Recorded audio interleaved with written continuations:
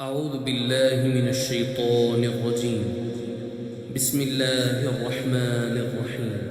يا أيها المزمل قم الليل إلا قليلا نصفه أو انقص منه قليلا أو زد عليه ورتل القرآن ترتيلا إنا سنلقي عليك قولا ثقيلا إن ناشئة الليل هي أشد وطئا وأقوم قيلا إن لك في النهار سبحا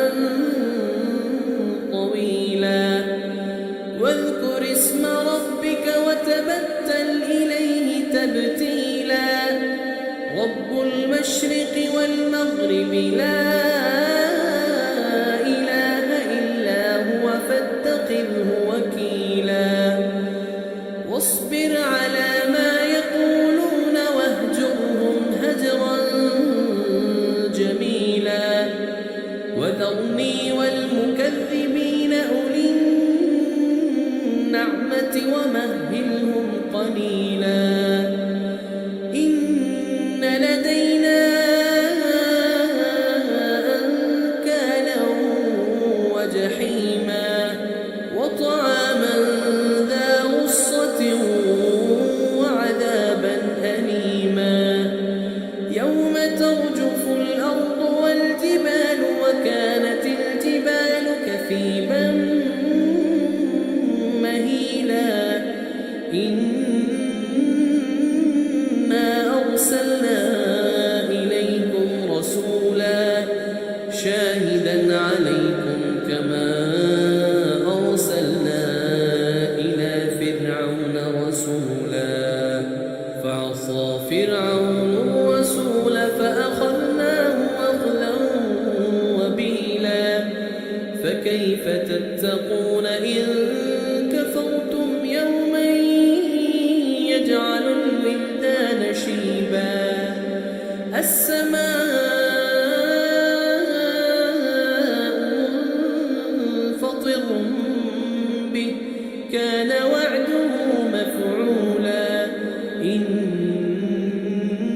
هذه تذكرة فمن شاء اتخذ إلى ربه سبيلا إن ربك يعلم أنك تقوم أدنى من ثلثي الليل ونصفه وثلثه وطائفة من الذين معك والله يقدر الليل والنهار علم أن لن تحصوه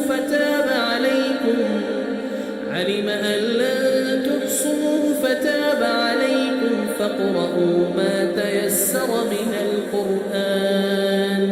علم أن سيكون منكم مرضى وآخرون يضربون في الأرض يبتغون من فضل الله وآخرون يقاتلون في سبيل الله فاقرؤوا ما تيسر منه وأقيموا الصلاة وآتوا الزكاة وأقرضوا الله قرضا حسنا وما تقدموا لأنفسكم من خير تجدوه عند الله هو خير